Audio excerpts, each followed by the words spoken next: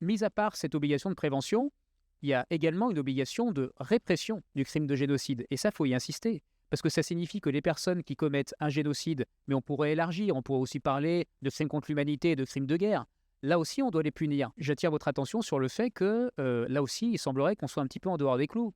Je prends juste un exemple, le cas des survols de l'avion gouvernemental de Benjamin Netanyahou au-dessus de notre territoire. Vous savez que la France est un État partie à la CPI, c'est-à-dire qu'elle est signataire du statut de Rome, et ça oblige normalement la France à coopérer avec la Cour pénale internationale lorsque cette Cour émet des mandats d'arrêt. Et en l'occurrence, il y a des mandats d'arrêt qui ont été émis contre Benjamin Netanyahou et son ancien ministre des Armées, Yoav Gallant, pour des faits de crimes contre l'humanité et crimes de guerre, en attendant, on l'espère en tout cas, que ce soit requalifié en génocide. Il se trouve que la France a laissé l'avion gouvernemental de Benjamin Netanyahou traverser notre territoire à au moins 3 reprises, peut-être 4, mais au moins 3 en tout cas, et elle a fait plus que laisser le survoler, elle a donné des autorisations pour qu'il y ait ce survol. Et on a fait quelques recherches, on s'est aperçu qu'il fallait, pour ce type de survol, des autorisations qui soient données au niveau du gouvernement. Ce qu'on espère faire avec Jordi, c'est attaquer justement ces actes d'autorisation qui ont été donnés en violation flagrante des obligations internationales de la France au regard de son obligation de coopérer avec la Cour pénale internationale.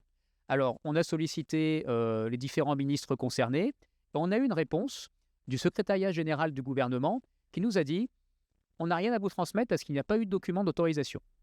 Bon. On se dit « ils ont oublié, tant pis ». Quelques semaines après, il y avait Jean-Noël Barrot, donc le ministre des Affaires étrangères, qui était interrogé à l'Assemblée nationale par une députée, et il a répondu qu'effectivement, il y avait eu un document d'autorisation.